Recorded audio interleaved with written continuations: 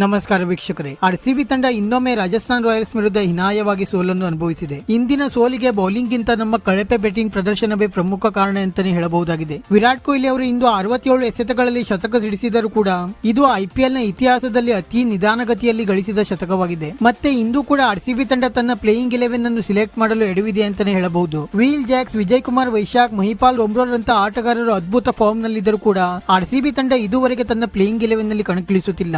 ಇದು ಆರ್ಸಿಬಿಯ ಸೋಲಿಗೆ ಈಗ ಪ್ರಮುಖ ಕಾರಣವಾಗುತ್ತಿದೆ. ಮತ್ತೆ Mayank Dagar, Cameron Green, Mohammed Siraj, Glenn Maxwell, Faf du Plessis ರಂತ ಆಟಗಾರರು ಪದೇ ಪದೇ ವಿಫಲರಾಗುತ್ತಿದ್ದರೂ ಕೂಡ ಆರ್ಸಿಬಿ ತಂಡ ಸತತವಾಗಿ ಇವರಿಗೆ ಅವಕಾಶ ನೀಡುತ್ತಿದೆ. ಇಂದು ವಿರಾಟ್ ಕೊಹ್ಲಿ ಅವರ ಶತಕದ ನೆರವಿನಿಂದ ಆರ್ಸಿಬಿ ತಂಡ 183 ರನ್ ಗಳಿಸಿತ್ತು. ಆದರೆ ಇಲ್ಲಿನ ಪಿಚ್ ಕಡೆಗೆ ನೋಡುವುದಾದರೆ ಸ್ವಾಭಾವಿಕವಾಗಿ ಇಲ್ಲಿ 200 ರಿಂದ 210 ರನ್ ಗಳನ್ನು ಸುಲಭವಾಗಿ ಚೇಸ್ ಮಾಡಬಹುದು. ಆರ್ಸಿಬಿ ತಂಡ 15 ರಿಂದ 20 ರನ್ ಗಳನ್ನು ಕಡಿಮೆ ಗಳಿಸಿತ್ತು ಅಂತಾನೆ ಹೇಳಬಹುದು. ಮತ್ತೆ ವಿರಾಟ್ ಕೊಹ್ಲಿ ಅವರ ಜೊತೆ ಆರಂಭಿಕರಾಗಿ ಕಣಕ್ಕಿಳಿದಿದ್ದ ಡ್ಯುಪ್ಲೆಸಿಸ್ ಅವರು ಕೂಡ 33 ಎಸೆತಗಳಲ್ಲಿ 44 ರನ್ ಸಿಡಿಸಿ ಔಟ್ ಆದರು. ಆದರೆ ಪವರ್ ಪ್ಲೇ ಓವರ್ ನಲ್ಲಿ ಒಳ್ಳೆಯ ಸ್ಕೋರ್ ಕಲೆ ಹಾಕುವ ಅವಕಾಶ ಆರ್ಸಿಬಿ ಬಳಿ ಇತ್ತು. ವಿರಾಟ್ ಕೊಹ್ಲಿ ಅವರು ಪವರ್ ಪ್ಲೇ ಓವರ್ ನಲ್ಲಿ ತಕ್ಕ ಮಟ್ಟಿಗೆ ಬ್ಯಾಟಿಂಗ್ ಮಾಡಿದರೂ ಕೂಡ ಡ್ಯುಪ್ಲೆಸಿಸ್ ಅವರು ಪೂರ್ತಿ ಪ್ರಮಾಣದಲ್ಲಿ ವಿಫಲರಾದರು ಅಂತಾನೆ ಹೇಳಬಹುದು. ಮತ್ತೆ ನಂತರ ಬ್ಯಾಟಿಂಗ್ ಗೆ ಬಂದ ಮ್ಯಾಕ್ಸ್ವೆಲ್ ಅವರು ಕೂಡ 1 ರನ್ ಗಳಿಸಿ ಔಟ್ ಆದರೆ ಮೊದಲ ಬಾರಿಗೆ ಆರ್ಸಿಬಿ ಪರ ಡೆಬ್ಯೂ ಮಾಡಿದ ಸೌರವ್ ಚೌಹಾಣ್ ಅವರು ಕೇವಲ 9 ರನ್ ಗಳಿಸಿ ಪೆವಿಲಿಯನ್ ಸೇರಿಕೊಂಡರು. ಇವರ ಬದಲಿಗೆ ಆರ್ಸಿಬಿ ತಂಡ ಮಹಿಪಾಲ್ ಒಮ್ರೋರ್ ಅಥವಾ ದಿನೇಶ್ ಕಾರ್ತಿಕ್ ಅವರನ್ನು ಬ್ಯಾಟಿಂಗ್ ಮಾಡಲು ಕಳಿಸಬಹುದಿತ್ತು. ಆದರೆ ಹೊಸ ಅಧ್ಯಾಯದಂತೆ ಹೊಸ ಪ್ರಯೋಗ ಮಾಡಲು ಹೊರಟ ಆರ್ಸಿಬಿ ತಂಡ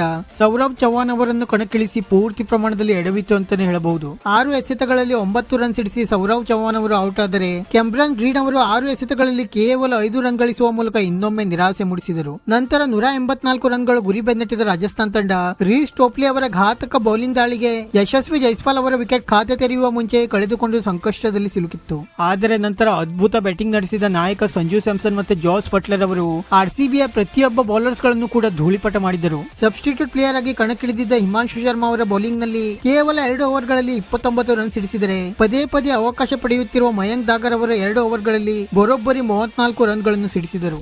ಅಂತಿಮವಾಗಿ ಜಾಸ್ ಬಟ್ಲರ್ ಅವರು ಕೇವಲ 58 ಎಸೆತಗಳಲ್ಲಿ 4 ಸಿಕ್ಸರ್ ಮತ್ತೆ 9 ಬೌಂಡ್ರಿಗಳ ನೆರವಿನಿಂದ ಭರ್ಜರಿ ಶತಕ ಸಿಡಿಸಿದರೆ ಸಂಜು ಸ್ಯಾಮ್ಸನ್ ಅವರು 42 ಎಸೆತಗಳಲ್ಲಿ 2 ಸಿಕ್ಸರ್ ಮತ್ತೆ 8 ಬೌಂಡ್ರಿಗಳ ನೆರವಿನಿಂದ ಭರ್ಜರಿ 69 ರನ್ ಸಿಡಿಸಿ ರಾಜಸ್ಥಾನ್ ತಂಡಕ್ಕೆ ಸುಲಭ ಜಯವನ್ನು ದೊರಕಿಸಿಕೊಟ್ಟರು. ಮತ್ತೆ ಇಂದು ಕೂಡ ಡುಪ್ಲೆಸಿಸ್ ಅವರ ನಾಯಕತ್ವ ತುಂಬಾ ಕಳಪೆಯಾಗಿತ್ತು ಅಂತಾನೆ ಹೇಳಬಹುದು. ಬೌಲಿಂಗ್ ರೊಟೇಷನ್ ಮಾಡುವುದರಲ್ಲಿ ಡುಪ್ಲೆಸಿಸ್ ಇಂದು ಕೂಡ ಪೂರ್ತಿ ಪ್ರಮಾಣದಲ್ಲಿ ಎಡವಿದರು. ಇದು ನಮ್ಮ ಆರ್ಸಿಬಿ ಸೋಲಿಗೆ ಪ್ರಮುಖ ಕಾರಣವೂ ಕೂಡ ಆಯಿತು. ವೀಕ್ಷಕರೇ, ನಿಮ್ಮ ಪ್ರಕಾರ ಆರ್ಸಿಬಿ ಈ ಬಾರಿ ಕ್ವಾಲಿಫೈಯರ್ ಆಗಲು ಯಶಸ್ವಿಯಾಗುತ್ತಾ ಎಂದು ನಮಗೆ ತಪ್ಪದೇ ಕಮೆಂಟ್ ಮೂಲಕ ತಿಳಿಸಿ. ವಿಡಿಯೋ ಇಷ್ಟ ಆಗಿದ್ದರೆ ಲೈಕ್ ಮಾಡಿ ಮತ್ತೆ ಚಾನೆಲ್ ಅನ್ನು ಸಬ್ಸ್ಕ್ರೈಬ್ ಮಾಡಲು ಮರೆಯಬೇಡಿ.